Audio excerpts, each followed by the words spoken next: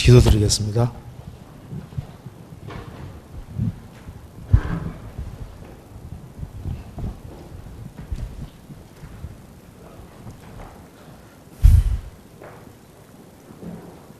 자비로우신 우리 아버지 하나님 감사합니다. 마땅히 형벌받을 수밖에 없는 저희들을 복음으로 불러주시고 주 예수 그리스도의 보배로운 피로 우리 죄의 소리를 해방해 주시고 다시는 심판을 받지 않게 해주신 것을 진심으로 감사합니다. 여기에 하나님의 크신 은혜와 사랑을 입은 사람들이 한자리에 같이 모였습니다. 이 시간 주 성령께서 함께 해주시고 우리의 마음을 열어주시고 저희들로 하여금 주님이 어떤 분이신지를 더욱 확실히 깨달아 알 수 있도록 도와주옵소서. 우리가 살든지 죽든지 주님과 주님의 복음과 영광을 위해 살 수 있도록 도와주시옵소서. 오늘 이 말씀을 통해서 마음속에 있는 여러 가지 궁금한 의문들을 풀 수 있도록 도와주시고 이 말씀이 심령 깊이 새겨지도록 도와주시옵소서. 오늘 모든 시종 함께해 주시고 도와주시기를 간절히 의지하오며 주 예수 그리스도 이름으로 기도하옵나이다. 아멘. 성경 이사야 9장 찾으시겠습니다. 이사야 9장입니다.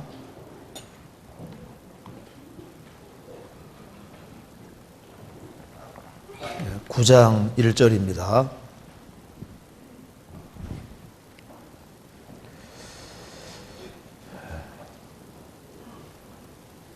(976페이지입니다) 전에 고통하던 자에게는 흑암이 없으리로다. 옛적에는 여호와께서 스불론 땅과 납달리 땅으로 멸시를 당케 하셨더니 후에는 해변길과 요단 저편 이방의 관리를 용화롭게 하셨느니라. 흑암에 행하던 백성이 큰 빛을 보고 사망의 그늘진 땅에 거하던 자에게 빛이 비치도다. 6절은 같이 읽겠습니다. 이는 한 아기가 우리에게 낳고 한 아들을 우리에게 주신 바 되었는데 그 어깨에는 정사를 메었고 그 이름은 기묘자라 모사라 전능하신 하나님이라 영존하시는 아버지라 평강의 왕이라 할 것임이니라. 거기까지입니다. 이번에 하기수양회가 은혜롭게 무사히 끝이 났습니다. 그리고 수원교회에서 정말 이번에 많은 사람을 데려갔고 또 실제로 또 많은 사람들이 구원을 받았습니다. 성경 요한복음 15장에서 예수님 말씀하시기를 너희가 과실을 많이 맺으면 아버지께서 영광을 받으실 것이요 너희가 내 제자가 되리라, 그런 말씀이 있습니다. 그래서 과실은 바로 사람들이 구원받는 겁니다. 그래서 가능하면 더 많은 사람들이 구원을 받으면은 아버지 하나님께 더 큰 영광이 돌아간다고 말씀하셨습니다. 죄인 하나가 회개하면 하늘에서는 회개할 것이 없는 의인 99을 인하여 기뻐하는 것보다 더 한다고 말씀하셨는데요. 구원받은 사람들 99명이 주 안에서 바르게 살아가는 것도 주님 기뻐하시지만은 죄인 한 사람이 구원을 받으면은 하늘에서는 훨씬 더 기뻐한다고 말씀하셨습니다. 그래서 하나님이 최고로 기뻐하는 것은 영혼이 구원되는 것입니다. 그래서 이번에 많은 사람들이 구원을 받았기 때문에 실제로 하나님께서 아주 크게 기뻐하셨으리라고 생각을 합니다. 또 작년에도 수원교회가 열심히 했는데 그래서 덩달아서 주변 교회들도 같이 더 열심히 복음을 위해 수고하는 그런 계기가 됐고 또 이번에도 또 수원교회 식구들이 한마음과 한뜻이 되어서 복음을 위해서 수고하셨기 때문에 또 주변 교회에도 좋은 영향을 미치리라고 생각을 합니다. 우리가 주 안에서 수고하는 모든 것에 대한 상과 영광은 하나님께서 저 위에서 갚아주실 겁니다. 오늘은 이사야 9장 조금 생각을 해보겠습니다. 여기 9장 1절에 전에 고통하던 자에게는 흑암이 없으리로다. 옛적에는 여호와께서 스불론 땅과 납달리 땅으로 멸시를 당케 하셨더니 후에는 해변길과 요단 저편 이방의 갈릴리를 영화롭게 하셨느니라. 흑암에 행하던 백성이 큰 빛을 보고 사망에 거늘진 땅에 거하던 자에게 빛이 비치도다. 이 말씀이 마태복음 4장에 재인용이 되어 있습니다. 예수님께서 이스라엘 땅에 오셔서 갈릴리의 지역을 중심으로 해서 사역을 하셨던 겁니다. 그래서 흑암에 행하던 백성이 큰 빛을 보았다. 이 큰 빛이 바로 예수님입니다. 사망에 그늘진 땅에 거하던 자에게 빛이 비치어도다. 어둠이 가득한 세상에 예수님이 빛으로 오신 겁니다. 그러면서 예수님에 대해서 소개하는 말씀이 6절입니다.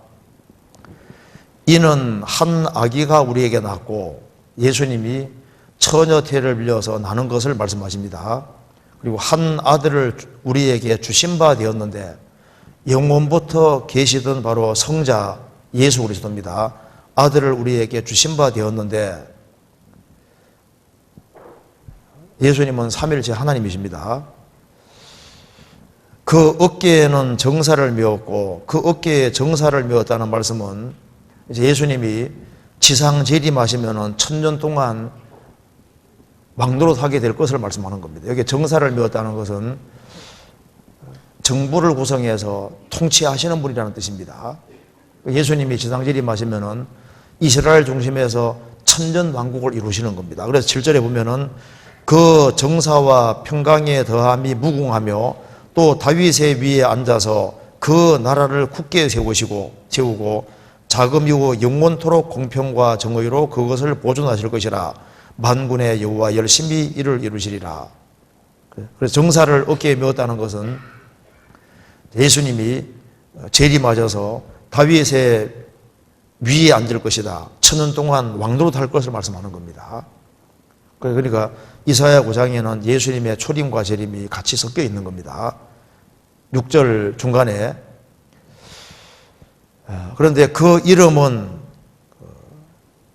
아기가 우리에게 낳고 한 아들을 우리에게 주신 바 되었는데 그 이름이 바로 예수님입니다. 예수님. 그 이름은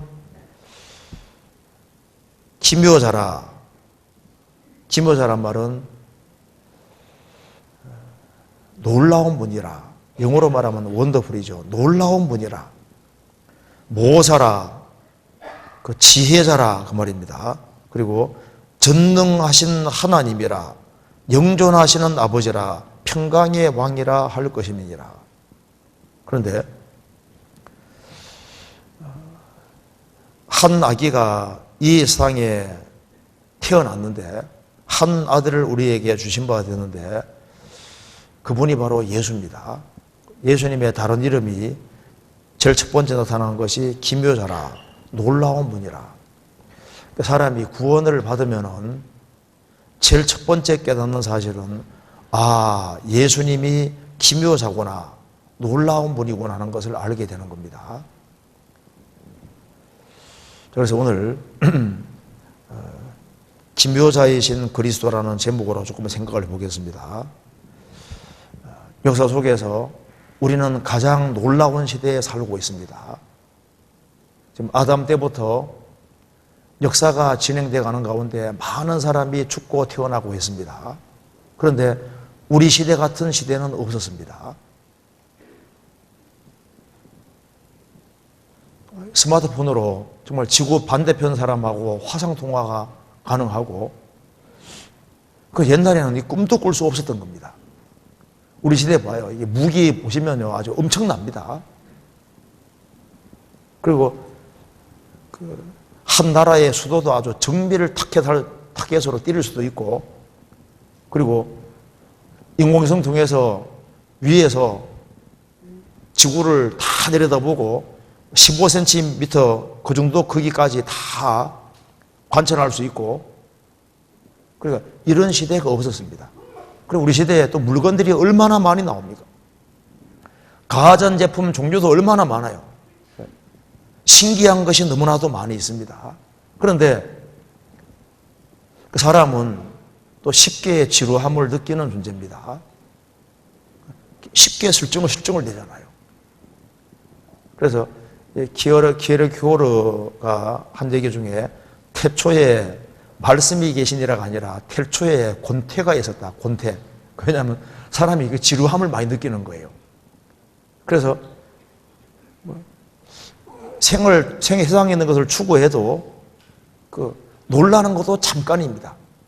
충격받는 것도 그 잠깐인 거예요. 그래서 지속적으로 충격을 주고 지속적으로 사람에게 감탄을 불러일으키는 것은 지구상에는 사실 없는 겁니다. 그런데 주 예수 그리스도를 아는 사람은 예수님에 대해서는 항상 놀라게 되는 겁니다. 예수님은 영원히 기묘자입니다. 이 세상에서도 그리스도를 발견한 사람은 예수님이 가장 놀라운 분이라는 걸 알 수 있고 천국에 들어가서도 예수님은 영원히 기묘자로 계실 겁니다. 영원히 놀라울 분으로 계실 겁니다. 그런데 많은 사람들이 놀라야 될 곳에 놀라지 않고 엉뚱한 곳에 놀라는 겁니다. 우리가 정말 놀라야 할 대상은 절대자 하나님이신 겁니다. 세상에는 하나님만큼 놀라운 분이 없는 거예요. 천지를 창조한 창조주가 정말 계시다. 그것이 사실이란 것을 발견한 사람, 인생에서 가장 큰 것을 발견한 사람이 되는 겁니다. 하나님이 정말 계시구나. 뭐 때문에 놀라세요? 좀 신기한 게 너무나도 많죠. 그런데 정말 놀라운 것은 따로 있는 겁니다. 하나님에 대한 주제, 예수님에 대한 주제는 실증나게 하지 않는 유일한 주제라고 할 수 있습니다. 다른 것에 대해서는 쉽게 실증을 느낍니다. 그런데 우리가 하나님에 대해서는 하나님에 대해서 생각을 하면 생각할수록 하나님에 대해서 알면 알수록 점점 더 놀라게 되는 겁니다. 시편 145편에 말씀하시기를 여호와는 광대하시니 크게 찬양할 것이라 그의 광대하심을 청량치 못하리로다. 하나님은 크기도 무한되고 그리고 하나님은 모든 면에서 무한한 겁니다. 그런데 우리가 사람하고 사귀어 보면은 사람은 알아가다 보면 그 사람이다 그렇게 느껴지죠. 그래서 성경이 말씀하기를 너희는 인생을 의지하지 마라. 사람에게 너무 기대지 마라고 했습니다. 사람은 그 사람이 엄청난 사람인 것처럼 보여도 같이 얼마 동안 지내보면은 별거 아닌 존재예요. 자기는 인생뿐이다 그 말입니다. 사람은 사람일 뿐인 거예요. 그 옛날에 모라비안 교도들을 인도한 지도한 사람이 이제 진젠도프 백작인데 보헤미아의 후스가 거듭난 사람입니다. 화형을 당했는데 그 보헤미아의 후스를 통해서 그 당시에 많은 사람들이 구원받았는데 그 사람들이 박해를 피해서 진젠도르 백작 있는 그쪽으로 도망오게 됩니다. 그 진젠도르 백작은 하나님을 경외하는 사람이었기 때문에 자기 영지에 머물게 하면서 거기에서 이제 많은 선교사들을 파송했고 그 사람들이 많은 찬송을 지었습니다. 그래서 모라비안 교도가 찬송한 찬송 속에는 그 하나님에 대한 놀라움으로 가득 찬 그런 노래들이 많습니다. 그래서 시작이 오 하나님, 정말 우리가 하나님에 대해 생각하면은 놀라야 될 것이 당연한 겁니다. 성경은 말씀했습니다. 너희들은 방백들을 의지하지 마라. 정권 잡은 사람 의지하지 말고 도울 힘이 없는 인생도 의지하지 마라. 그 호흡이 끊어지면 당일에 그 동무가 소멸할 것이다.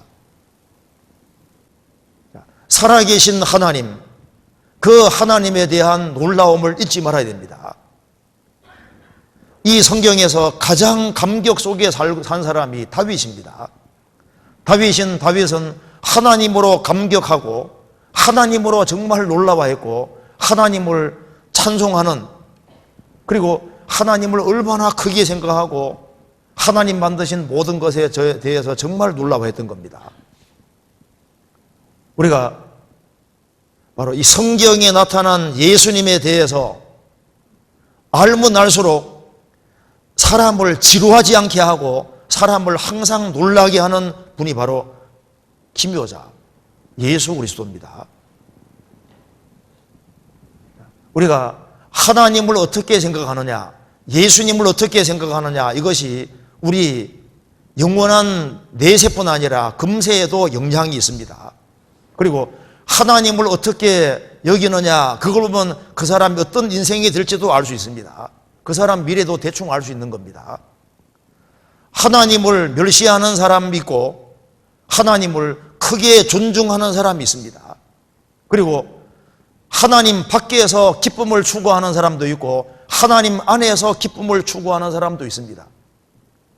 내가 주로 무엇을 가지고 놀라냐 그 말입니다. 우리가 하나님에 대해서는 생각을 많이 해야 됩니다. 그러면 하나님이 얼마나 놀라운 분인지를 점점 더 알게 되고 가장 놀라워해야 되고 그리고 가장 높여야 될 분이 바로 성경의 하나님이라는 걸 알게 됩니다. 어떤 글에 보니까 인간이 충격받는 것은 9일을 못 넘는다는 말이 있습니다. 아무리 좋은 거 보고 아무리 충격받아도 9일 넘어가면 또 시시해진다 그 말입니다. 그래서 사람들이 충격을 안 받으니까 더 충격적인 것들을 자꾸 만들어내고 하는데 그래도 그것이 우리에게 진정한 기쁨 주는 것이 아니다 그 말입니다. 저도 에집트 피라미드 가서 봤는데요. 보니까 입이 딱 벌어져요. 와, 이걸 옛날에 어떻게 만들었을까? 그런데 그것도 잠시입니다. 제가 그 성지순례 갔을 때 소렌토, 돌아오라 소렌토 노래했는데 고등학교 때 그 노래 음악 시간에 배웠는데 소렌토 가보니까 야, 참 멋있더라고요. 그런데 거기에 사는 사람들은 어떨까요? 자꾸 보면 시시해지는 거예요. 그죠? 이 세상에 뭘 보더라도 시시합니다. 영화를 보든 뭘 보든 간에 그때는 잠깐인 것 같은데 그런데 또 보면 재미없잖아요. 영화 하나 재밌는 거 봤다 합시다. 그 다음 계속 볼 수 있어요. 금방 지루함을 느끼잖아요.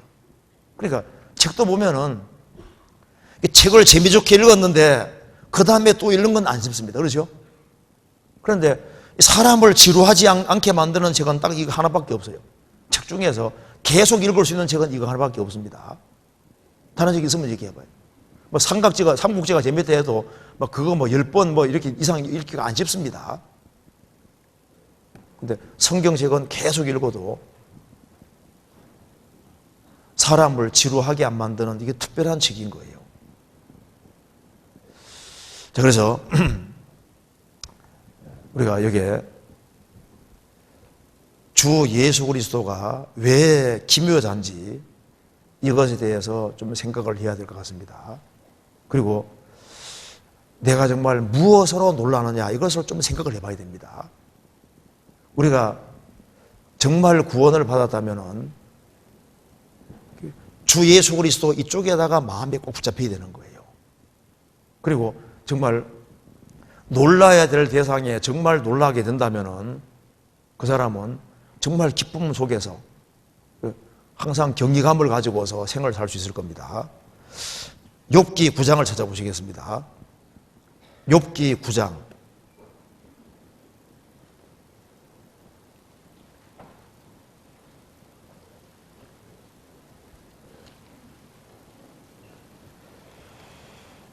(9장) 10절입니다.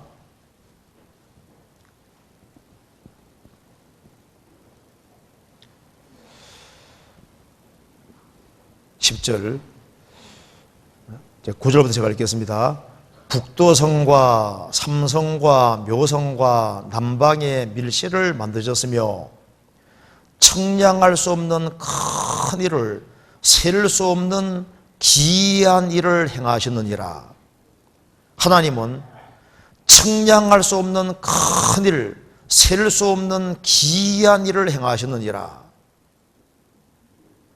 이걸 어디서 볼 수 있냐 하면은 하나님이 만드신 창조 세계 속에서 그걸 볼 수 있습니다. 시편 104편 찾아보시겠습니다. 104편 24절.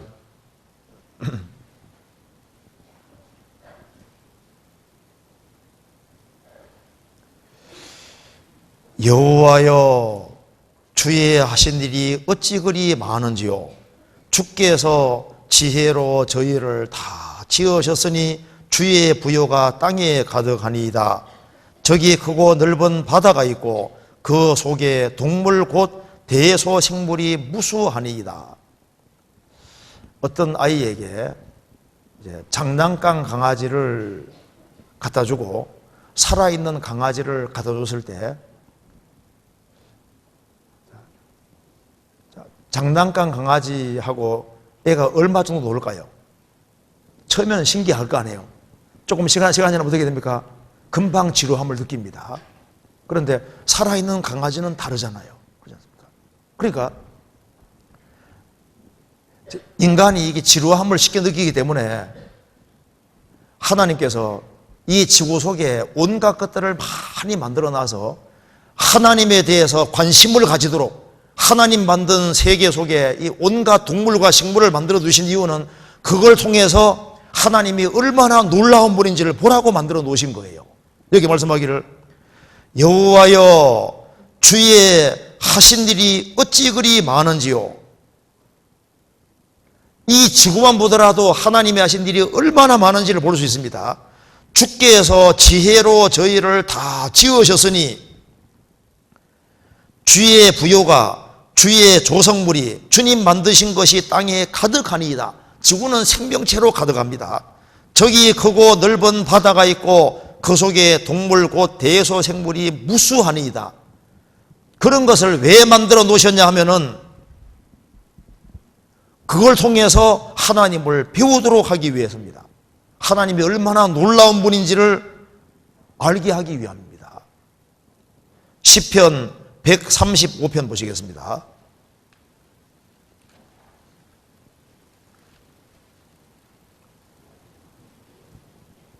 6절 같이 읽어보겠습니다. 여호와께서 무릇 기뻐하시는 일을 천지와 바다와 모든 깊은 데서 다 행하셨도다. 여호와께서 무릇 기뻐하시는 일을 하늘에도 땅에도 바다와 모든 깊은 데서 다 행하셨도다. 이 우주 만물은 하나님의 작품입니다.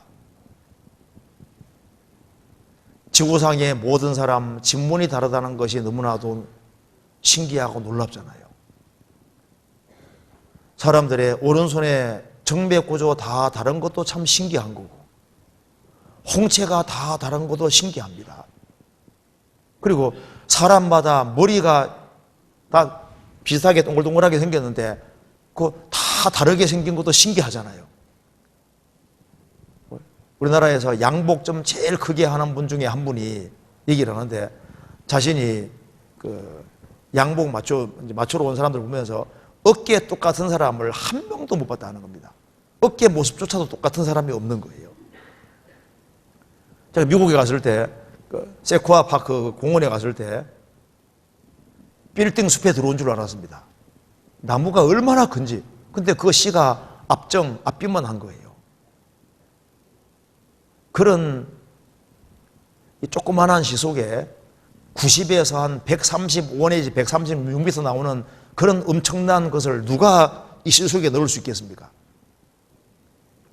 우리가 아는 대로 우리 몸속에 있는 혈관 길이가 16만 킬로미터니까 지구를 4바퀴 도는 거리입니다. 구멍이 뚫린 채로 4바퀴. 피가 온몸을 한 번 도는데 46초. 하루에 10만 번 펑퍼질한다. 우리는 정말 신기한 시대에 삽니다. 아기가 태어날 때 뼈가 305개인데 줄어들어서 206개로 된다. 들어보셨죠? 그래, 우리 인체만 보더라도 정말 놀라운 겁니다. 우리 7년마다 우리 모든 뼈가 다 바뀐다고 하지 않습니까? 7집 사는 사람은 10번 뼈가 다 바뀐 겁니다. 자기도 모르는 사이에. 그러니까 이 세상에서 놀라운 것 중에 하나가 이게 시인데요. 제가 한번 글을 읽어드리겠습니다. 미국의 정치가였던 윌리엄 제이닝스 브라운이 남긴 글에 보면 이런 것이 나온다는 겁니다. 나는 수박 씨의 힘을 관찰해 본 적이 있다. 수박 씨에는 흙을 밀어붙이고 나오는 힘이 있다. 그것은 자기보다 20만 배나 더 무거운 것을 뚫고 나온다. 수박 씨가 어떻게 그런 힘을 내는지 나는 알 수 없다. 도저히 모방할 수 없는 색을 껍질 바깥으로 우러나오게 하고 그 안쪽에는 하얀 껍질, 그 안쪽에는 다시 검은 씨가 촘촘히 박힌 붉은 속을 어떻게 만들어낼 수 있는지 나는 알 수 없다. 그 하나하나의 씨에는 또다시 차례차례 자기 무게의 20만 배를 뚫고 나올 것이다. 이 수박 씨의 신비를 설명할 수 있다면 나도 신의 신비를 설명해 주겠다. 수박 씨 하나 관찰하고 이렇게 얘기한 겁니다. 그 딱딱한 씨를 수박 씨가 뚫고 나오는데 그 생명의 힘인 겁니다.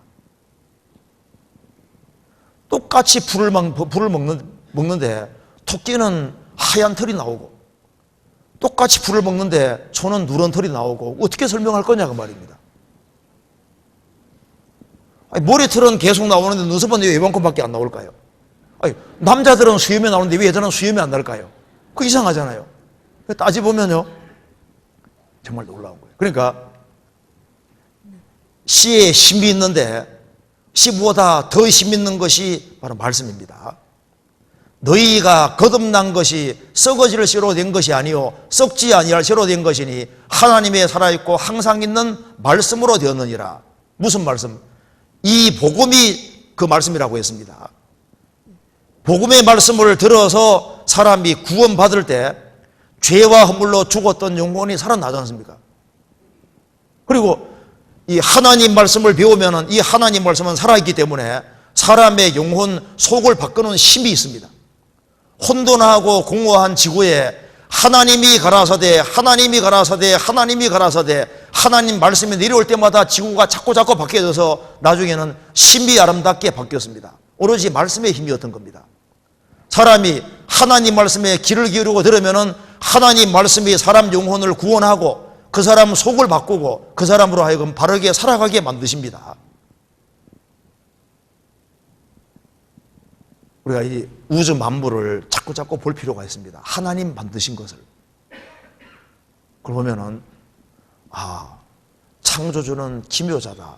놀라운 분이라는 걸 알 수 있습니다. 성경 시편 119편 보시겠습니다. 18절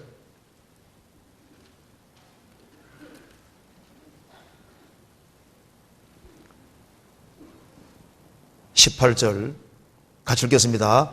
내 눈을 열어서 주의 법에 기이한 것을 보게 하소서. 하나님 내 눈을 열어서 주의 법 하나님 말씀에 기이한 것을 놀라운 것을 보게 하소서. 세상에서 성경만큼 놀라운 책은 없습니다. 성경만큼 원더풀한 책은 없지 않습니까? 그 옛날에 세계적인 대학자 칼라일 하나님께로부터 온 정답이 있다면 인생이 얼마나 좋겠는가 있어요. 그게 바로 성경인 겁니다.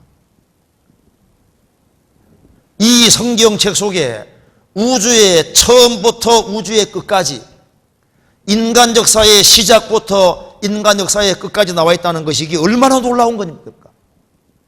그리고 성경책의 3분의 1이 예언인데 그 예언이 한 번도 틀리지 않고 지금까지 성경대로 되어 왔고 지금도 되고 있고 앞으로 된다는 것이 얼마나 놀라운 거예요. 예수님이 누가복음 16장에서 말씀하셨습니다. 그러나 율법의 한 획이 떨어짐보다 천지 없어짐이 쉬우리라. 이 성경의 한 획을 천지와 비교하고 있습니다. 그러니까 이 우주 전체와 성경의 한 획하고 비교하고 있다 그 말입니다. 이 성경의 무게가 한 획이 더 무겁다고 말씀하신 겁니다. 히브리어로 한 획은 뭘 말하냐면은, 영어로 하면은 이게 I자가 있고 이게 J자가 있으면은 이게 톡 꼬그러진 거잖아요. 이게 갈고리진 거. 요걸 획이라고 하는 겁니다. 획. 그거 떨어지면 I자로 이렇게 되잖아요. 우리나라 말로 하면 아에다가 이에 있을 때 아 할 때 삐치면 요거 떨어지면 이로 있지 않습니까? 그게 획이다 그 말입니다. 그러니까 이 성경에 한 획이 떨어지는 것보다 천지가 없어지는 것이 쉬울 줄 알아라. 하나님께서 전 인류에게 성경 내려주셨는데 성경을 아무렇게나 기록했을 리가 없습니다. 성경에는 인간이 궁금하게 생각하는 것에 대한 질문이 나와 있고 거기에 대한 정확한 답변이 나와 있는 겁니다. 이 성경 속에는 불신자들이 뭘 물을지를 알고 있습니다. 시편 42편에 내 하나님이 어디 있느냐 그 질문할 줄 알고 미리 기록해놨잖아요. 신명기 18장에서는 어떤 사람이 물을 줄 압니다. 어떻게 이 성경이 하나님 말씀이냐? 인간이 쓴 얘기지. 그런 얘기 할까봐 그런 질문 할까도 이미 기록되어 있잖아요. 강사는 예나 지금이나 맨 그대로지 무슨 종말이 있고 심판이 있고 재림이 있느냐 이런 질문 할 줄 알고 베드로 3장에 이미 딱 기록해놨습니다. 왜? 그분은 다 아시니까. 죽음으로 끝이지 무슨 부활이 있느냐 그 말 할까봐 고린도전서 15장에 이미 그 질문이 나와 있습니다. 왜냐하면 이 성경은 사람이 쓴 글이 아니기 때문입니다. 그리고 이 조그마한 책 속에 우리가 부딪히는 모든 문제들에 대한 답을 여기에 다 달아놨습니다. 그래서 아무리 인생이 곤란하고 힘이 들어도 성경에 들어가면은 성경은 갈등과 문제를 풀어주는 특별한 힘이 있는 거예요. 그리고 어떤 사람 말합니다. 이 성경 내가 일주일이면 다 읽을 거라고. 근데 일주일 동안 이거 읽는 거 안 쉽습니다. 그리고 읽어도 무슨 말인지도 몰라요. 사람이 책을 쓴다면 이렇게 책을 안 씁니다. 뭐 성경 내가 한번 읽어볼게 하고 읽어보는데 읽기 쉬워요? 창세기는 재밌게 읽었습니다. 출애굽기 나가면서부터 어려워지기 시작하죠. 중간까지 갔는데 25장 가면서 성막 얘기 나오니까 몇 교변 나오는데 정신이 하나도 없는 거예요. 뭐 이런 책이 있어. 그래서 출애굽 겨우 읽었습니다. 야, 이제 겨우 출애굽기 넘어갔다. 이제 레위기 읽으려고 하면 앞이 콱 막히죠. 짐승 죽이는 이사 이렇게 죽이고 저렇게 죽이고 뭐 이런 책이 있어. 쫙 읽다 보면 그 다음에 겨우 넘어갔습니다. 그 다음에 민수기. 수가 또 얼마나 많이 나와요. 뭔 숫자가 이렇게 많이 나와. 사람이 글 쓴다면 이렇게 글 안 씁니다. 그런데 그것이 이제 자꾸 시간 지나가면 그게 다 의미가 있고 다 뜻이 다 들어있는 거예요. 시편 119편 96절 보시겠습니다. 119편 96절. 내가 보니 모든 완전한 것이 다 끝이 있어도 주의 계명은 심히 넓으니이다. 내가 보니 모든 완전한 것이 다 끝이 있어도 뭐 통달이라는 것이 있고 한계가 있는데 주의 계명은 심히 넓으니이다. 성경은 인간이 부딪히는 모든 문제가 압축되어 있기 때문에 이 성경은 읽어도 읽어도 점점 더 새로워집니다. 계속 읽어도 더 새로운 게 나오고 안다고 생각했는데 읽으면 또 새롭고 신기한 거예요. 그러니까 이번에 공주 수양관에 갔을 때 어떤 분이 성경에 틀림없는 모순이라고 가져왔습니다. 이것만 해결해 주면 자기 신앙생활 잘할 거라고. 그래서 오라 그랬거든요. 그 내용을 보니까 이제 에스라 2장하고 느헤미야 7장 보면은 이제 계수하는데 숫자가 정말 틀린 거예요. 그러니까 이거 똑같은 내용이 기록되어 있는데 왜 이렇게 숫자가 틀리냐. 그래서 제가 얘기했습니다. 자, 성경에서는 성경책을 여호와책을 자세히 읽어보라고 하지 않았습니까? 그래서 에스라 2장은 성벽을 건축하기 전에 조사를 한 겁니다. 그래서 조사해 보면은 한 40만 명 이상의 사람이 예루살렘에 모여 있었는데, 그때 40만 명 이상의 사람들 중에서 성벽을 건축하는데 참여한 사람이 뭐 29만 뭐 이상도 돼요. 29만 몇 천 명 되는데, 그런데 느헤미야 7장은 이제 성벽 다 건축하고 난 다음에 이제 계산을 한 거다 그 말입니다. 그래서 40만 명 이상의 사람이 있는데 이제 나중에 보니까 30만 명이 넘어요. 인구 차이가 난다 그 말입니다. 근데 더 자세히 읽어보면은 이제 성벽을 건축하기 전에 용감하게 시작했는데 끝까지 가는 사람이 있는가 하면은 시작을 했는데 중간에 빠진 사람이 생겼고, 또 어떤 지파는 시작할 때는 좀 적었는데 성벽 건축이 돼 갈 거거든요. 돼 가니까 참여하지 않는 사람들이 참여도 하고 이렇게 해서 좀 더 많아지기도 하고, 그렇게 해서 이제 딱 계산하면 딱 맞는 거예요. 그래서 이제 설명을 쭉 해주니까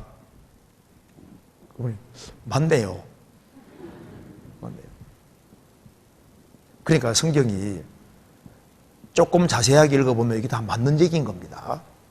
그 성경은 모순 관계가 있는 게 아니라 보완 관계 속에 있는 거예요. 성경은 옳게 얘기를 하고 있습니다. 하나님이 성경을 기록하실 때 어물쩍 대충 기록했을 리가 없는 거예요. 그리고 인간이 뭘 물을지도 알고 뭘 가지고 걸고 넘어질 줄 다 아시니까, 지능이 무한하신 분이 써준 책이 성경이니까 성경을 이길 수 있는 사람은 없는 겁니다. 그리고 이 성경대로 2000년 전에 예수님이 이스라엘 땅에 오셨는데 이사야 9장 6절에서 그 이름은 기묘자라, 예수님은 놀라운 분이다, 그 말이 맞습니다. 성막을 보면은 성막의 바깥 모양은 이렇게 바깥에는 흰 세마포가 둘러있고 위에 제일 덮개는 물돼지 가죽입니다. 오중충합니다. 그래서 그게 바로 예수님의 초림의 모습입니다. 예수님 당대 유대인들이 보면 이분은 깨끗한 분이다, 흰 세마포가 깨끗하다는 뜻이지 않습니까? 깨끗한 분이구나. 그 다음에 물돼지 가죽이니까 그 모습이 초라하게 보이는 겁니다. 예수님의 초림의 모습입니다. 초림하신 예수님은 너무 초라하게 오셨는데, 이 성막이 얼마나 비쌌냐면은 얼추 대충 계산해도, 우리나라 돈으로 대충 계산해도 한 56조 원 정도 된답니다. 성막 건물 자체가, 그 성막에 사용된 뭐 금부터 시작해가지고 다 계산하면은 얼마나, 이게 56조 원이면 많은 거지 않습니까? 그리고 이 건물이 굉장히 비싼 건물인 거예요.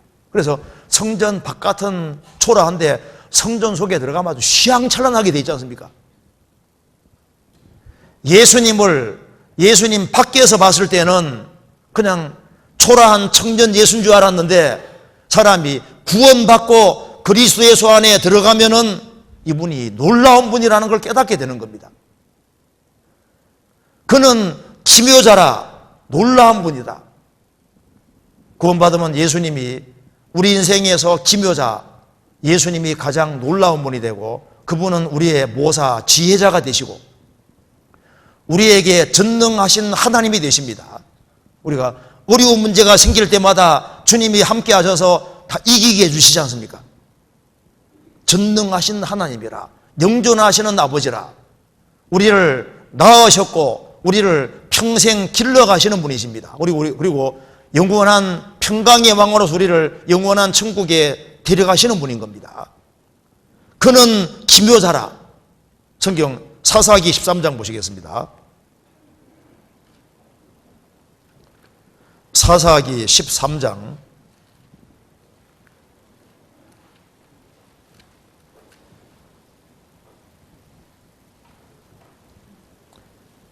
18절.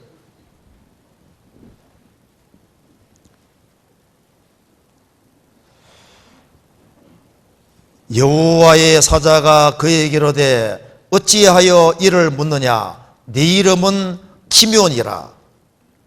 마노아, 삼손의 아버지가 이제 예수님 나타나셨을 때, 여기 여호와 사자가 예수님입니다. 나타나셨을 때 그 이름이 무엇이냐고 물었습니다. 물을 때 여호와의 사자가 그에게 이르되 어찌하여 이를 묻느냐?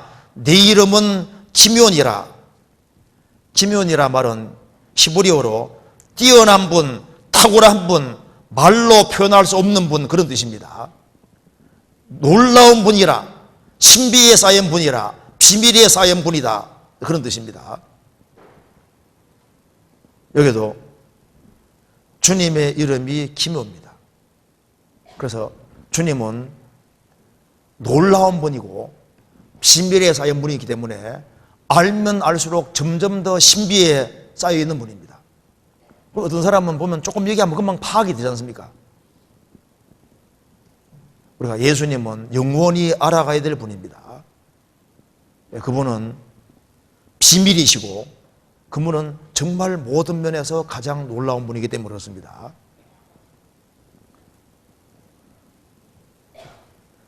지금부터 2000년 전에 하나님께서 잠깐 사람이 되신 겁니다. 태초에 말씀이 계시니라. 이 말씀이 하나님과 함께 계셨으니 이 말씀은 곧 하나님이시니라. 태초에 그가 하나님과 함께 계셨고 만물이 그로 말미암아 지은 바 되었으니 지은 것이 하나도 그것 없이는 된 것이 없느니라. 말씀이 육신이 되어 우리 가운데 거하심에 우리가 그 영광을 보니 아버지의 독생자 영광이요 은혜와 진리가 충만하더라. 태초에 말씀이 계시니라. 이 말씀은 곧 하나님이시니라. 말씀이 육신이 되셨다. 창조주가 사람이 되셨다. 이것만큼 놀라운 일이 어디 있냐 그 말입니다. 그런데 창조주가 사람이 되셨는데 어디에서 태어나셨습니까? 이스라엘의 동네가 그렇게 많은데 베들레헴은 촌동네, 이름 없는 작은 동네인데 예수님은 그 촌동네를 빌려서 베들레헴에 나셨고 그리고 예수님이 구유에 계셨습니다. 이건 정말 신비하고 놀라운 겁니다. 예수님이 만왕의 왕 되신 주님께서 왕궁에 있을 거라고 생각하는데 아닙니다. 동방 박사들은 예루살렘에 찾아왔습니다. 왜? 메시아가 오셨으니까 그쪽으로 그걸 생각했던 거예요. 예수님은 베들레헴에 나셨고 그리고 구유에 계셨습니다.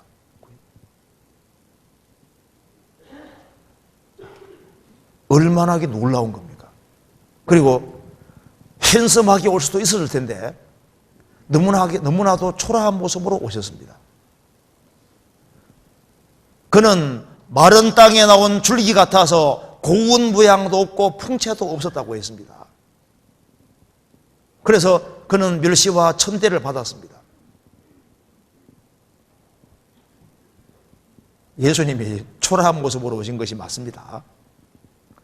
사마리아 여자하고 예수님 만났었잖아요. 사마리아 여자는 남편을 빨리 갈아치우는 여자죠. 예수님 말씀하셨습니다. 너 남편 5 있었다. 지금 6번째 남편하고 살고 있는 상태인데 예수님이 수가성 우물가에 탁 나타나셨을 때 영화배우처럼 아주 핸섬하게 나타났으면 어떻게 됐을까요? 물 좀 달라 하면 뭐라 했을까요? 남편 그냥 싹 잊어버리고 이제부터 이제 이 사람이다 하고 그랬을 수 있잖아요. 그런데 뭐라 했습니까? 당신은 유대인으로서 어떻게 내게 물 달라고 합니까? 하고 확 쏘아붙이는 거 봐요. 아주 평범한 유대인으로 보이고 초라한 사람으로 보였던 거예요. 예수님은 기묘자입니다. 놀라우신 분입니다. 그리고 나귀 타고 입성하실 때도 나귀 새끼 타고 뒤뚱거리면서 입성하는 거 봐요. 하나님이 사람이 되셨는데 그렇게 초라한 모습으로 오실 수 있냐 그 말입니다. 성육신은 정말 놀라운 겁니다. 하나님이 사람이 되셨는데 구유에 계셨다. 이것이 얼마나 놀라운 거냐 그 말입니다. 요한 웨슬레가 영국 성공의 목사의 아들로 태어났습니다. 그런데 그가 영국 성공회 안에서 구원받은 것이 아니고 모라비안 교도들이 모이는 조그만한 그 모임 뒤에 앉아 있다가, 올드스 게이트에는 조그만 모임 뒷자리에 앉았다가 루터의 로마서 선문 강의하는 걸 들으면서 뒤에서 구원받았거든요. 그 웨슬리가 알았습니다. 아, 하나님은 큰 곳에만 계신 것이 아니구나. 그래서 속회를 만든 것이 바로 요한 웨슬리입니다. 한 10명 정도씩 이렇게 해가지고, 하나님은 큰 데만 계신 것이 아니다. 예수님은 구유에도 계셨습니다. 우리 구역 모임 가운데도 계시고, 주모임 가운데도 계시고, 청년들 모임 가운데도 주님은 계십니다. 주님은 구유에 계셨어요. 그리고 예수님이 3년 반 동안 공생애를 하실 때 예수님의 가르침이 너무나도 놀라웠습니다. 예수님 같이 가르치는 분은 없었던 겁니다. 마태복음 7장 보시겠습니다.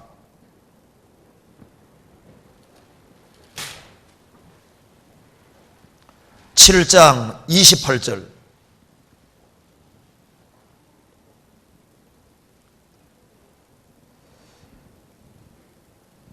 예수께서 이 말씀을 마치심에 무리들이 그 가르치심에 놀래니 이는 그 가르치시는 것이 권세에 있는 자와 같고 저희 서기관들과 같지 아니하밀러라. 무리가 그 가르치심에 놀라니, 예수님은 기묘자 놀라우신 분이기 때문에 그 놀라우신 주님께서 하나님 말씀을 말씀하실 때 무리들이 그 가르치심에 놀랬다. 이는 그 가르치는 것이 권세 있는 자와 같고 저희 서기관들과 같지 아니하밀러라. 마가복음 1장 보시겠습니다. 마가복음 1장 22절.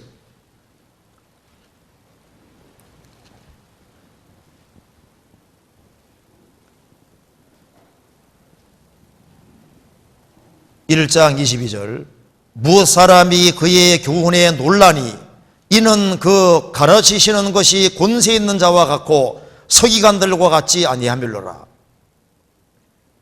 예수님의 가르침은 놀라웠습니다. 사복음서에 나와 있는 예수님 말씀 보면 놀랄 수밖에 없습니다. 가르침도 놀라웠고 예수님의 기적도 정말 놀라웠습니다. 회당장 야이로의 딸이 죽었는데 예수님이 살리셨습니다.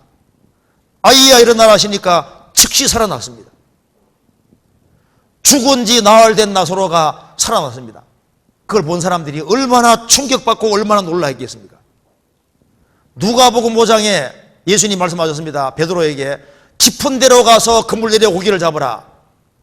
선생님이 우리가 밤이 맞도록 수고하여서되 얻은 것이 없지만은 말씀에 의지하여 그물을 내리다 하고 그물을 내렸는데 자기 생애 속에서 그렇게 많은 물고기는 처음 잡힌 겁니다. 얼마나 많은 물고기가 잡혔는지 그물이 찢어지는 거예요. 그 동력자인 야고보 요한 불러서 같이 끌어올리는데 고기 잡힌 것을 인하여 놀랐다. 즉시 이분이 바로 그리스도인 걸 알아봤습니다. 주여 나를 떠나소서 나는 죄인으로소이다. 예수님을 가리켜서 처음에 선생이라 했는데 이 사건이 있고 난 후에는 주여 나를 떠나소서 나는 죄인으로소이다. 예수님 말씀하셨습니다. 이제 내가 후로는 사람을 취하리라. 사람은 어부가 된다고 말씀해 주셨습니다. 예수님이 배를 타고 하시는데 풍랑이 너무 크게 일었습니다. 예수님께서 바다야 잠잠하라 하시니까 바다가 찬찬해지고 바람이 다 그쳤지 않습니까? 제 아들이 놀랐습니다. 저가 위기에 바람과 바다라도 순종하는 거. 예수님의 기적은 놀라웠습니다. 그리고 그분의 인격은 얼마나 놀라웠습니까? 예수님이 3년 반 동안 예수님 제자들과 같이 다니시는데 이 가론유다가 돈을 훔쳐가는 걸 보면서도 끝까지 참으시는 것 봐요. 예수님을 은산십에 팔 것을 예수님 아시면서도 자기의 사람들을 사랑하시되 끝까지 사랑하시니라. 12제자를 주님은 똑같이 사랑해 주셨습니다. 어떤 상황에서도 마음이 어터러지지 않고 똑같이 대하시니까 예수님 제자들은 유다가 파는지를 몰랐던 거예요.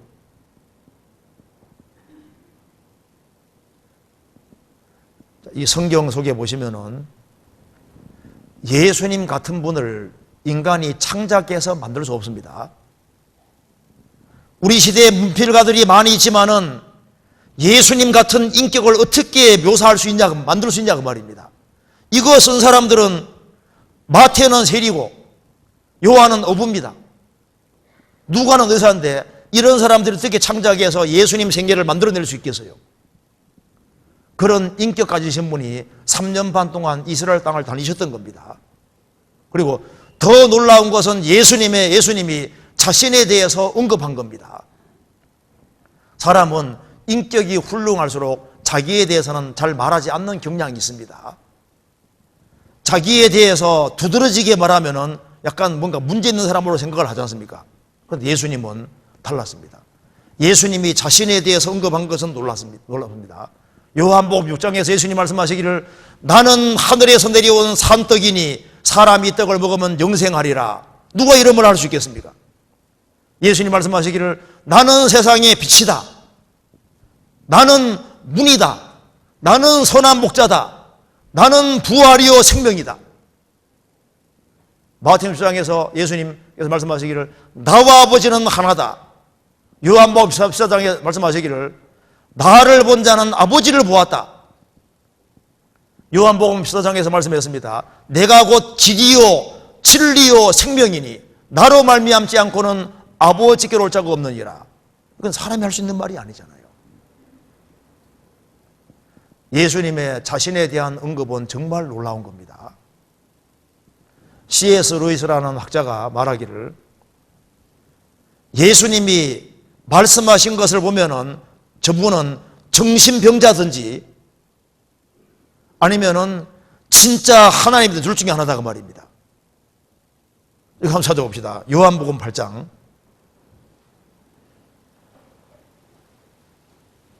요한복음 8장 56절.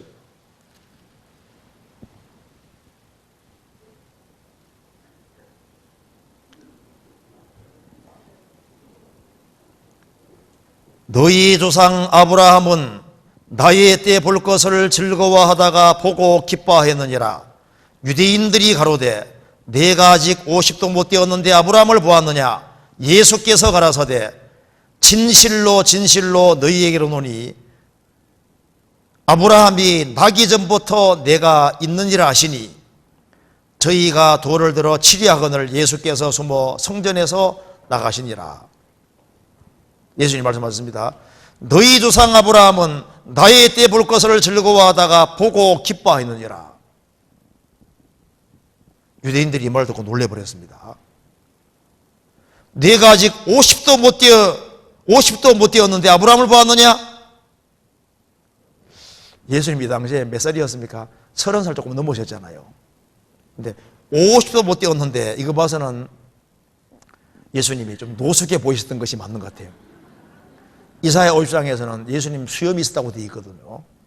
수염 뽑았다고 되어 있으니까 예수님 수염이 있는 걸 봐서는 수염 좀 입고 하니까 좀 노숙해 보였던 것 같아요. 그래서 우리가 줄 잡아도 50도 안 돼 보이는데 네가 아브라함 봤느냐? 네가 2000살 넘었다는 얘기냐?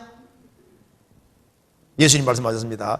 진실로 진실로 너희에게로 오니 아브라함이 나기 전부터 내가 있느니라, 있었느니라가 아닙니다. 내가 있느니라. I am입니다.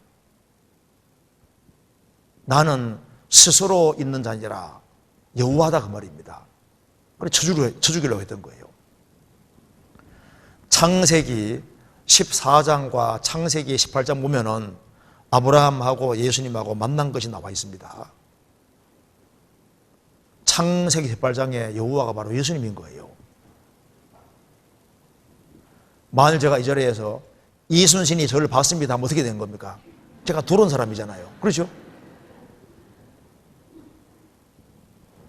그러니까 예수님이 말씀하신 언급은 이분이 진짜 하나님이 아니면은 정신병자든지 사기꾼이든지 그렇다고 말이에요. 맞죠? 누가 예수님을 사기꾼이라 할 수 있겠습니까? 그래서 예수님이 자신에 대해서 언급한 것은 정말 놀랍습니다. 왜? 그분은 정말 기묘자시거든요.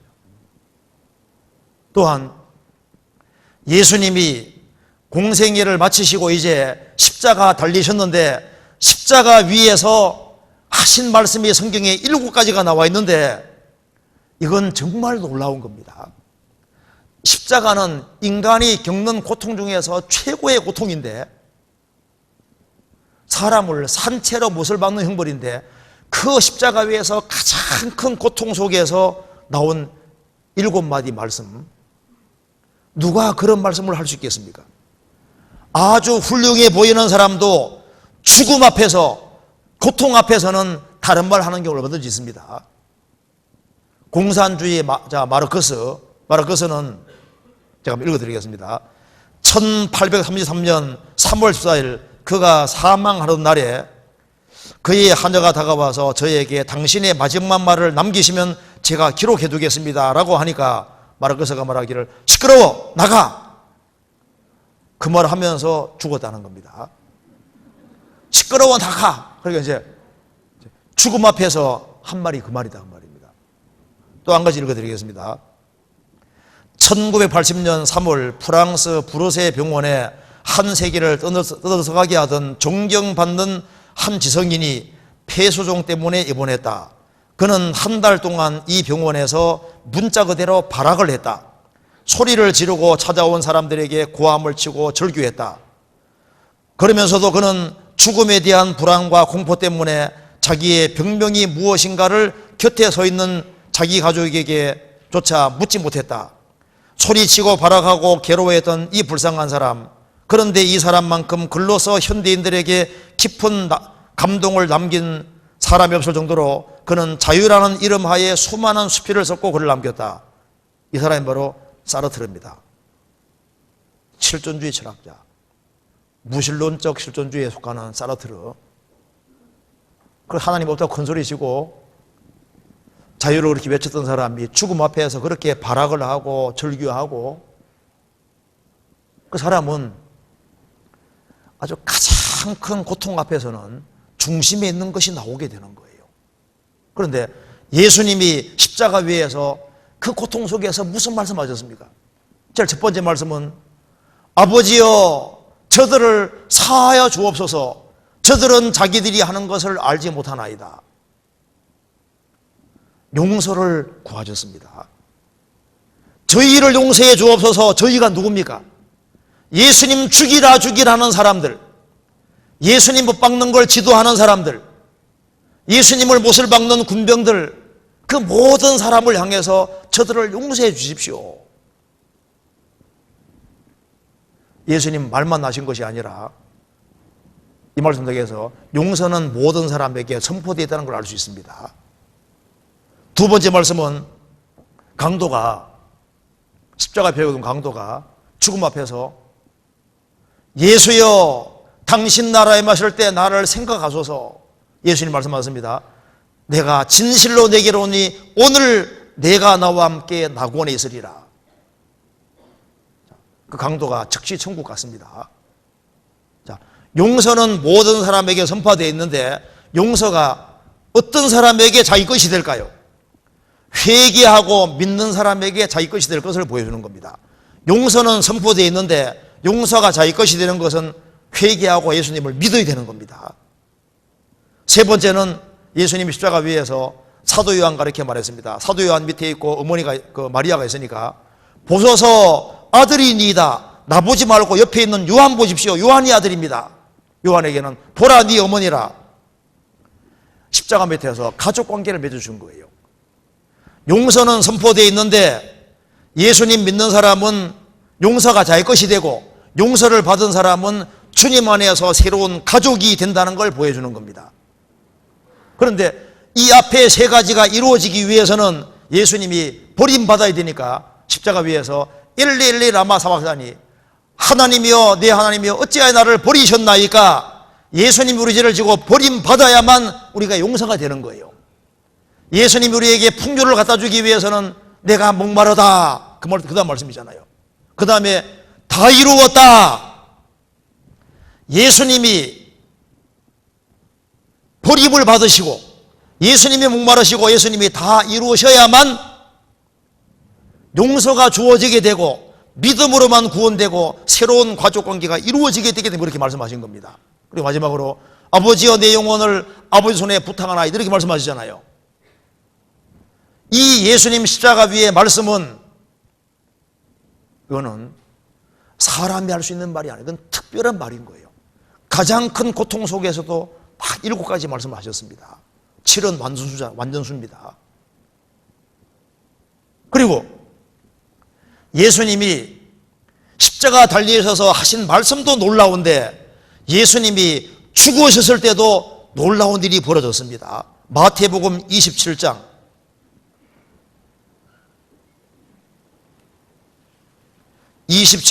50절입니다.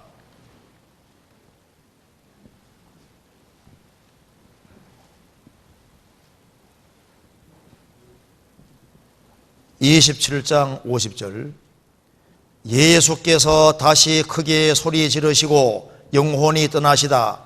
이에 성소휘장이 위로부터 아래까지 찢어져 둘이 되고 땅이 진동하며 바위가 터지고 무덤들이 열리며 자던 성도의 몸이 많이 일어나되 예수의 부활 후에 저희가 무덤에서 나와서 거룩한 성에 들어가 많은 사람에게 보이니라.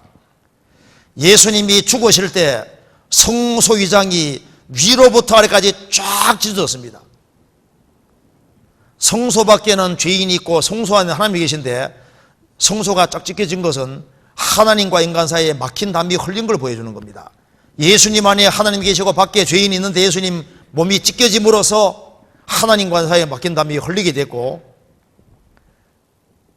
예수님 죽으셨을 때 또 땅이 진동하며 바위가 터지고 무덤들이 열리며 자던 성도의 몸이 많이 일어나되 예수의 부활 후에 저희가 무덤에서 나와서 예수님이 죽으셨을 때는 성소유장이 쫙 찢어지고 땅이 진동하고 바위가 터지고 무덤이 열렸는데 예수님 부활하신 이후에는 자던 성도가 예수님 부활할 때 일부가 같이 부활해서 거룩한 선 청성에 들어가서 많은 사람에게 보이니라.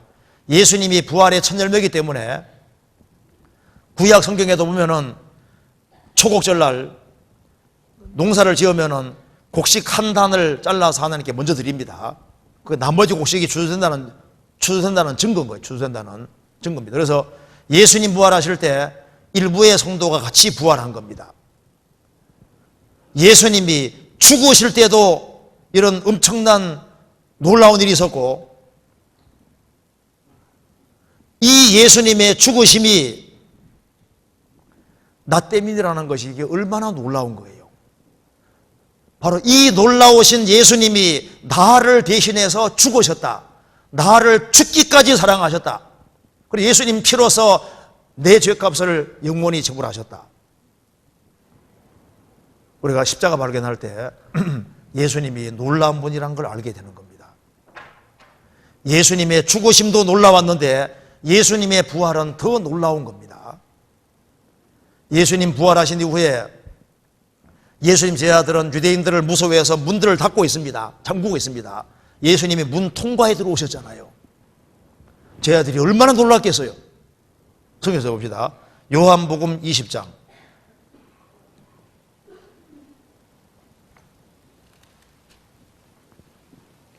19절.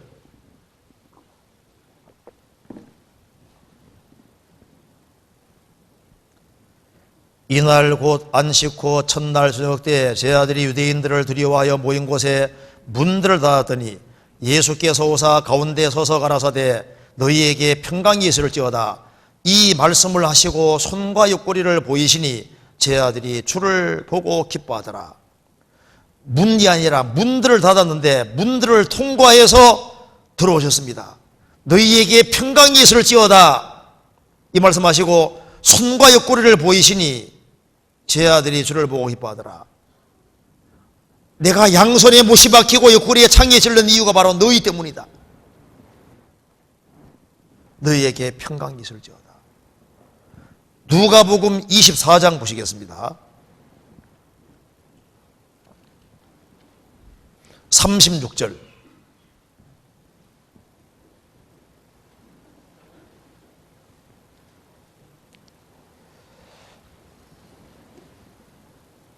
이 말을 할 때 예수께서 친히 그 가운데 서서 가라사대 너희에게 평강이 있을지어다 하시니 저희가 놀라고 무서워하여 그 보는 것을 영으로 생각하는지라. 예수께서 가라사대 어찌하여 두려워하며 어찌하여 마음에 의심이 일어나느냐. 내 손과 발을 보고 나인 줄 알라. 또 나를 만져보라. 영은 살과 뼈가 없어되 너희 보는 바와 같이 나는 있느니라. 이 말씀을 하시고 손과 발을 보이시나 저희가 너무 기쁨으로 오히려 믿지 못하고 기이 여길 때 이러시되 여기 무슨 먹을 것이 있느냐 하시니 이에 구운 생선 한 토막을 들이매 받으사 그 앞에서 잡수시느니라. 예수님은 실제로 부활의 몸을 입으신 겁니다. 살과 뼈를 가진 몸으로 부활하신 거예요. 부활도 놀라웠고 예수님이 제자들이 보는 자리에서 하늘로 그대로 올리우는 것이 얼마나 놀라운 겁니까? 예수님 제자들은 예수님이 실제로 하늘로 올라가는 걸 봤습니다. 그리고 예수님 약속대로 오순절에 성령이 내려오는데 성령이 120명 사람에게 임했기 때문에 사람들이 다 놀랐지 않습니까? 예수님은 처음부터까지 전부 다 기묘자인 겁니다. 그 놀라우신 주님하고 주님과 내가 연결됐다는 것이 얼마나 놀라운 거예요. 우리가 구원을 받았고 이제 구원받은 사람은 주님께서 새로운 작품으로 만들어 가십니다. 에베소서 2장 10절에 보면은 우리는 그의 만드신 바라, 헬라말로 우리는 그의 포이에마라, 포이에마에서 포임시가 나왔습니다. 우리는 그의 작품이다. 죄인이 구원돼서 하나님 자녀가 돼서 천국까지 가게 된다는 것이 이게 얼마나 놀라운 거예요. 그런데 그 기묘자 되시는 바로 주의 영이 내 속에 들어와 있다 그 말입니다. 주의 영이 내 속에 들어와 있습니다. 그래서 성령이 내 속에서 역사하시니까 하나님 은혜가 깨달아지고 하나님의 진리가 깨달아지고 진리 가운데 살고자 하는 갈망이 생기고 우리 마음이 변하고 성경을 사랑하게 되고 교회를 사랑하게 되고 형제자매 사랑하게 되고 불신자 영혼을 사랑하게 되는 이것이 어째서 가능하게 됐냐 하면은 그 놀라운 분이 우리 속에 들어와서 그런 겁니다. 그는 기묘자라. 우리가 이제 구원받고 난 이후에 예수님이 정말 놀라운 분이라는 것을 발견하고 난 다음에 세상 보면은 충격받잖아요. 이렇게 무식할 수 있을까? 저기 바로 내 모습이었구나. 얼마나 사람들이 영적으로 무지한지요. 마귀가 있는지도 모르는 사람도 많습니다. 그렇죠? 그리고 마귀가 지나갔으면서도 지나간지도 몰라요. 성경 한번 봅시다. 잠언 30장에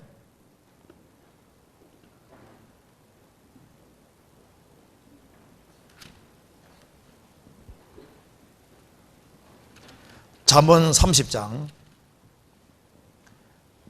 18절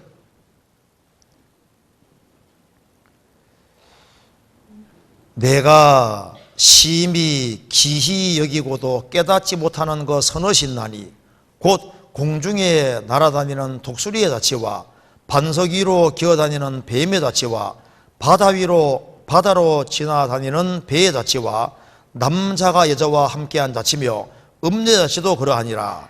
그가 묻고 그 입을 시선같이 말하기를 내가 악을 행치 아니했다 하느니라.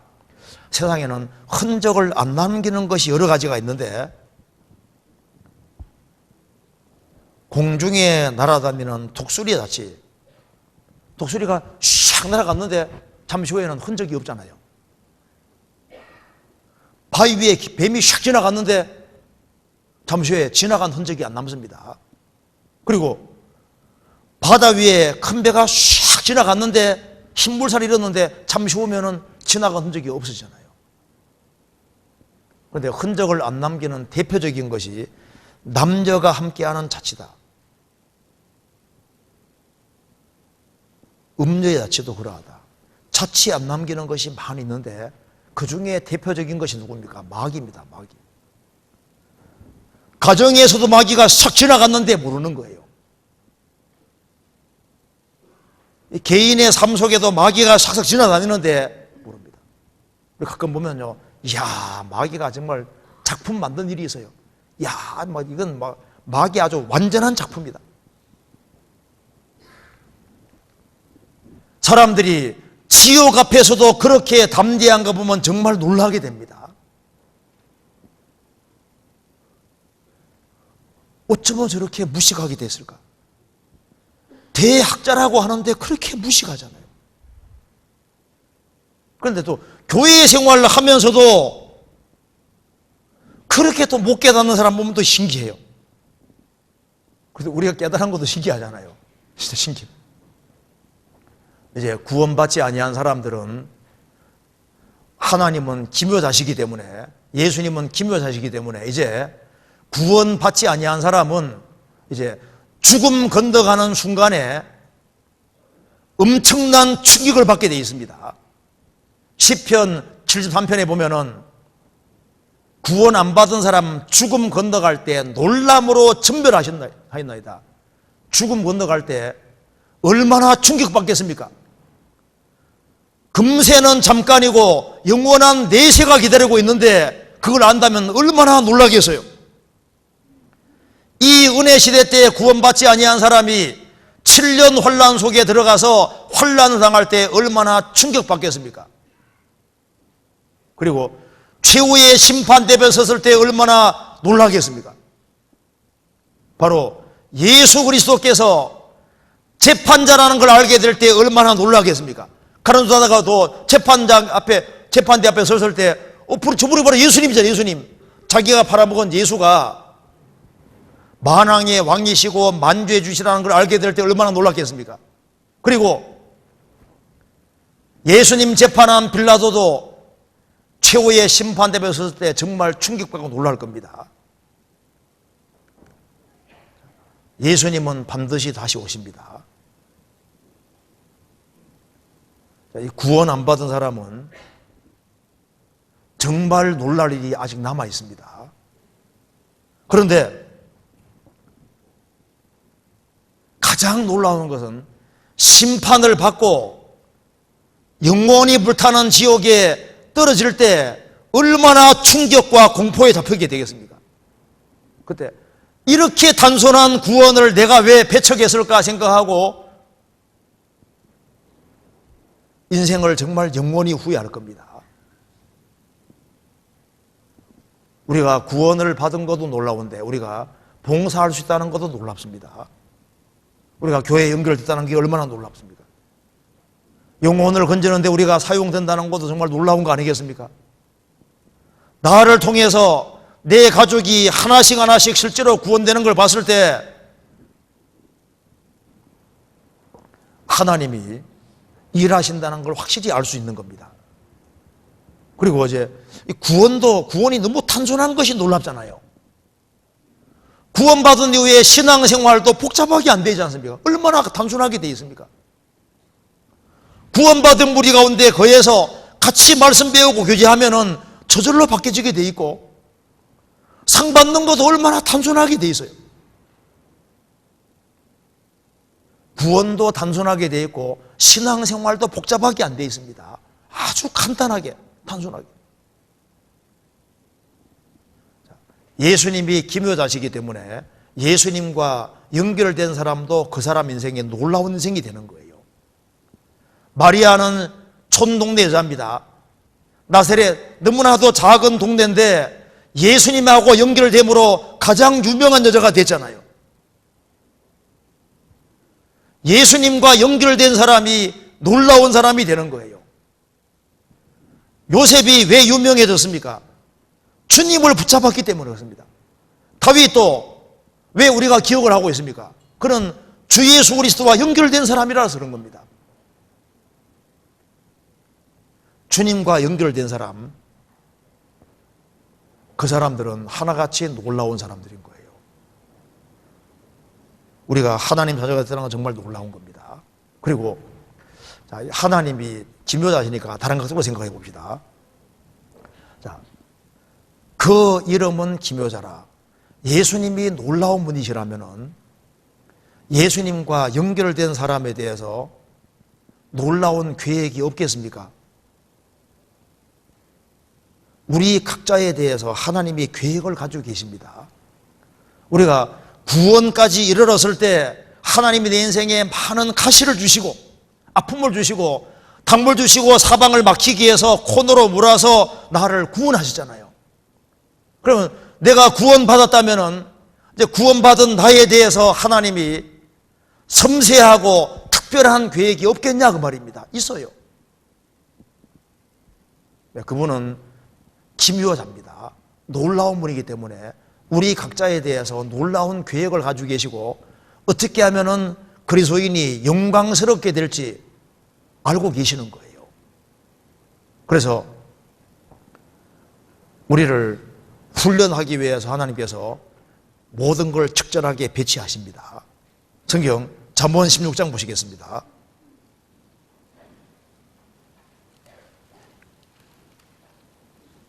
(16장) 4절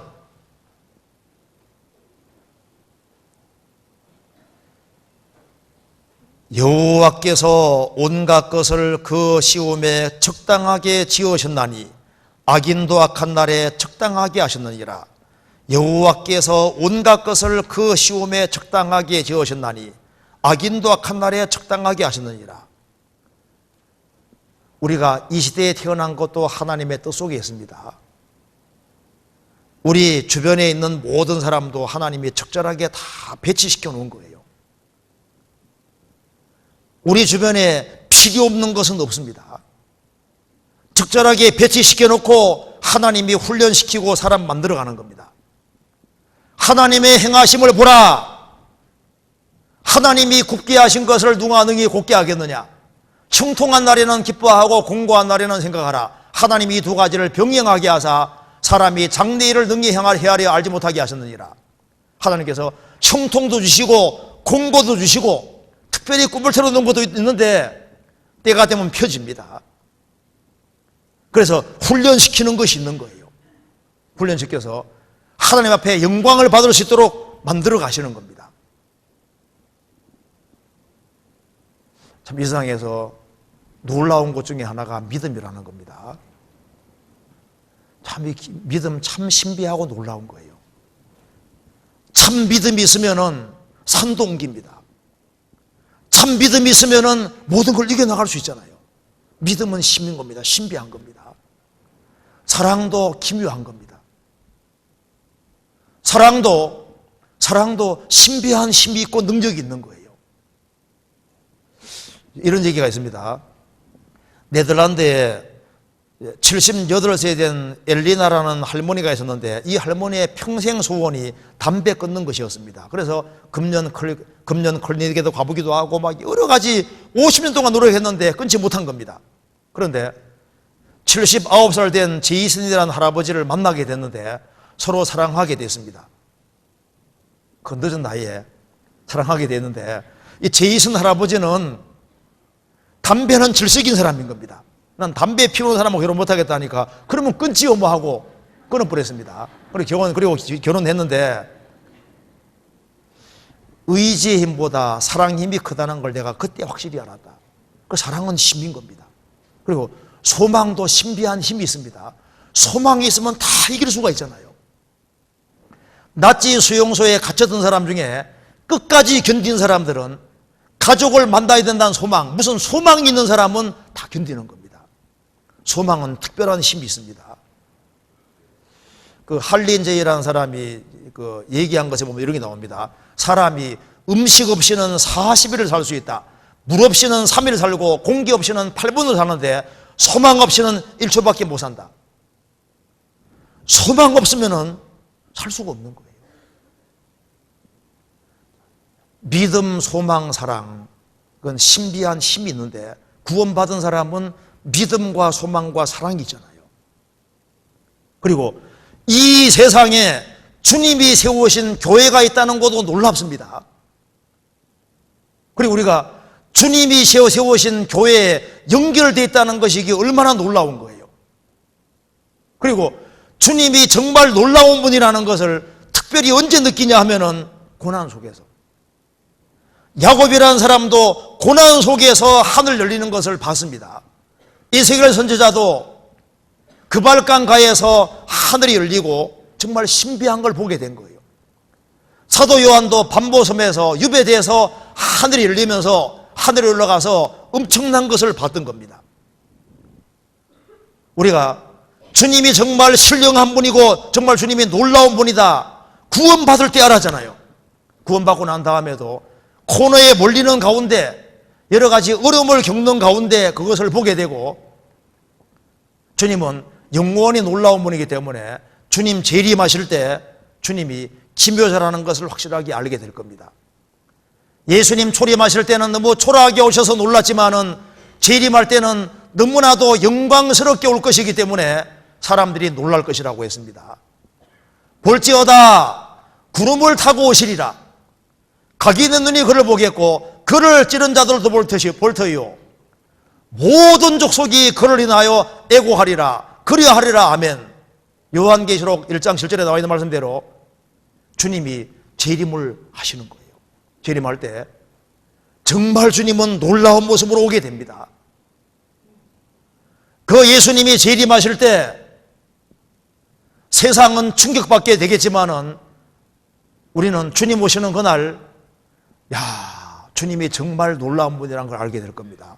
성경 데살로니가후서 1장 보시겠습니다. 데살로니가후서 1장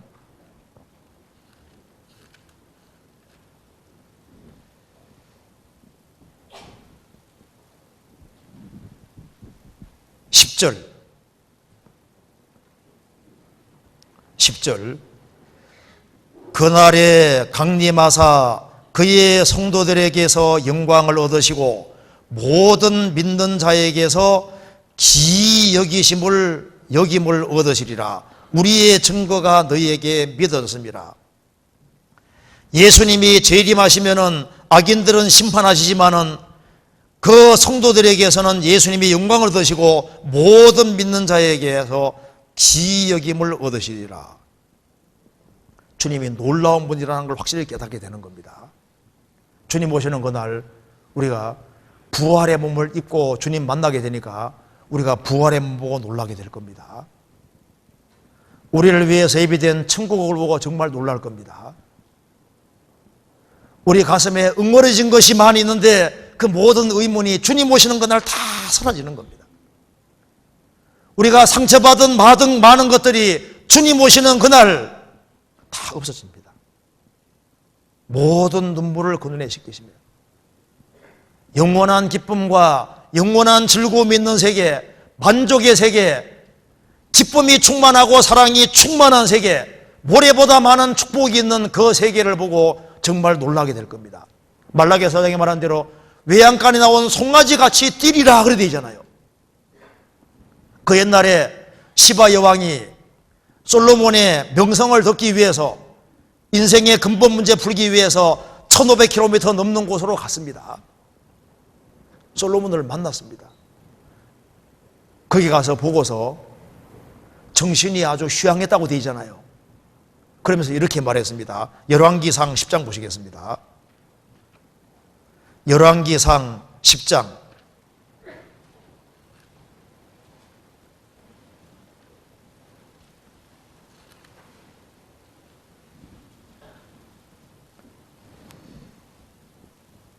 4절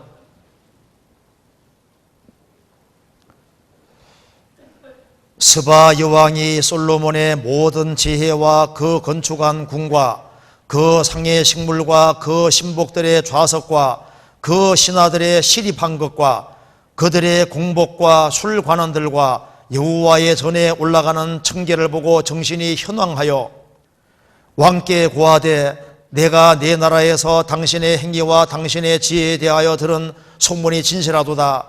내가 그 말들을 믿지 아니하였더니 이제 와서 목도한즉 내게 말한 것은 절반도 못되니 당신의 지혜와 복이 나의 들은 소문에 지나도다. 복되도다 당신들의 사람들이여. 이 말씀 보면은 이 시바 여왕이 솔로몬을 만나고 난 이후에 솔로몬의 지혜에 놀랐고 그 궁전의 화려함에 놀랐고 그 상의 식물을 보고 놀라고 그 신복들이 쫙 줄 서 있는 것과 시립한 것과 공복 그 의상을 보고 놀라고 그 질서에 놀랐습니다. 여호와의 전에 올라가는 층계를 보고 하나님을 경외하는 그걸 보고 놀랐습니다. 그러면서 말했습니다. 내가 소문을 들었는데 와서 보니까 소문이 진실하도다. 당신의 행위와 지혜 진실하다. 내가 들은 것의 절반도 못 된다. 정신이 현황하다고 했습니다. 우리도 주님 만나면은 우리가 들은 모든 소문에 넘어갈 겁니다. 상상하지 못할 엄청난 걸 준비된 것을 보고 우리가 정말 놀라게 될 거예요.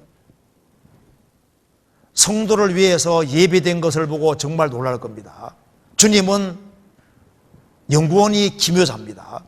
그리고 주님 앞에 서는 그날 주님이 주시는 상을 보고 정말 놀라게 될 겁니다. 요즘 책에 보면요, 은하계의 총수가 1250억 개. 그래서 이제 10억이 구원받으면 한 사람 당 125억 개로 돌아간답니다. 125억 개. 은하계가 125억 개. 하나씩 가져 이렇게 할 때 은하계 125억 개. 야, 그러니까 지극히 작은 걸 충성하는데 주님이 주실 영광이 얼마나 큰지 정말 놀라게 될 겁니다. 그래서 다른 건 몰라도 하나님 주시는 상과 영광은 얻어야 되는 거예요. 그래서 이 성경에서 언급한 대로 예수님이 기묘자시면은 반드시 예수님 붙잡아야 되는 겁니다. 자, 주님을 잃는 사람은 가장 놀라운 걸 잃는 사람이 되는 거예요. 예수님이 기묘자인 것이 사실이라면은 가장 놀라운 분이라면은 그분을 가장 가까이 해야 되고 그분을 끝까지 따라야 되는 겁니다. 마지막으로 한 것을 보시겠습니다. 누가 성경 요한복음 12장을 보시겠습니다. 요한복음 12장 26절.